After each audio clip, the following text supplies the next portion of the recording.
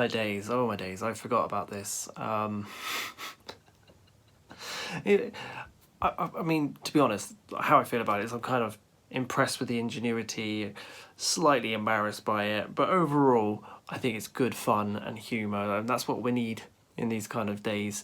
A little bit of light-hearted relief, so that's why we're publishing this.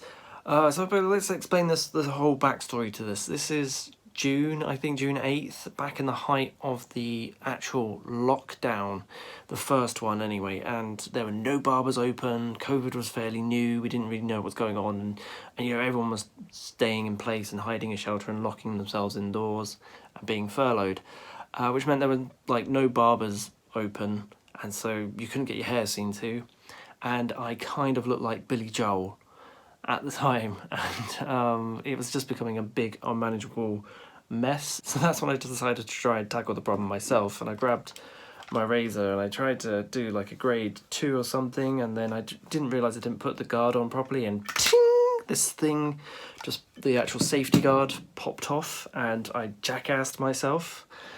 So I had two options at that point: either keep the jackass haircut into me and wait for it all to grow back, or take everything down to a grade 1, which was a real big challenge. I decided to do the latter.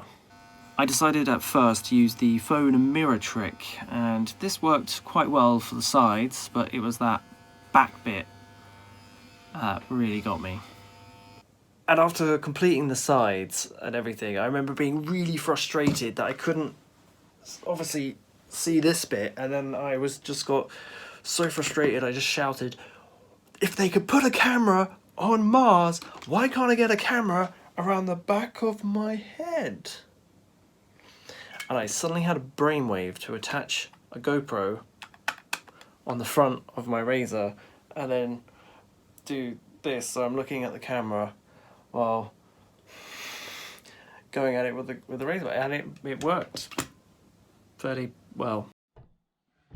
I clip on the razor guard and make sure it's properly done this time, and then I send it back to the back of my head, and yeah, I just slowly work the way around the back of my head, going slowly and gently. You gotta remember there is a slight delay when using these things, so it takes a long time. And then 2 hours later, oh, look at that concentration face.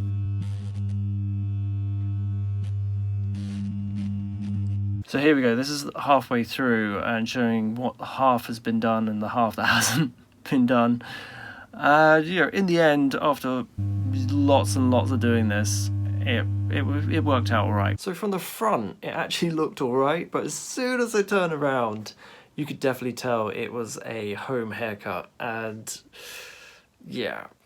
But it wasn't like we were going out to friends or family or going out to gigs and stuff like that. I mean, it was the height of the first lockdown, and the only place I was going is the shopping market, where not many people do stare at the back of your head. So I think I got away with it, or would have got away with it if I didn't post this video.